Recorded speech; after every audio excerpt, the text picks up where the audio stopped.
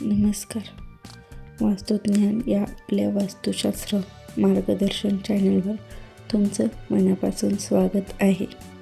आज आपण एक अत्यंत महत्त्वाचा विषय पाहणार आहोत. स्वयंपाकघरासाठी योग्य दिशा कोणती आणि कोणत्या वास्तुदोषामुळे घरात नकारात्मक परिणाम होतो. स्वयंपाकघर म्हणजेच घरातील अग्निस्थान. इथे अन्न तयार होते, जे आपल्या शरीराची, मनाची आणि संपूर्ण कुटुंबाची ऊर्जा ठरवते.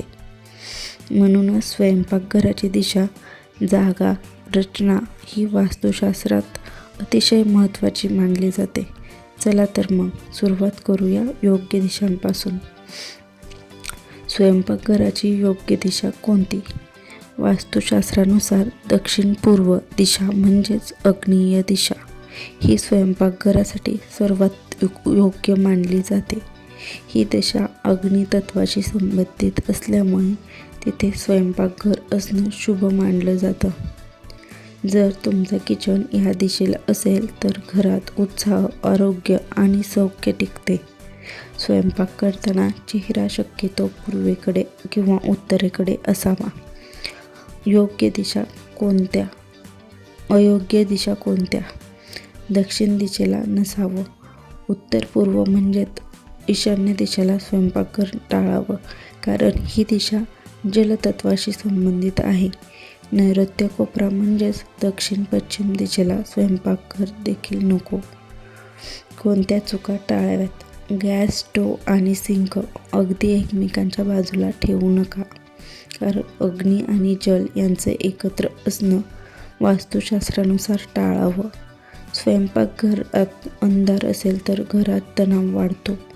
रोज दिवा लावा किंवा नैसर्गिक प्रकाशाचा पुरवठा ठेवा.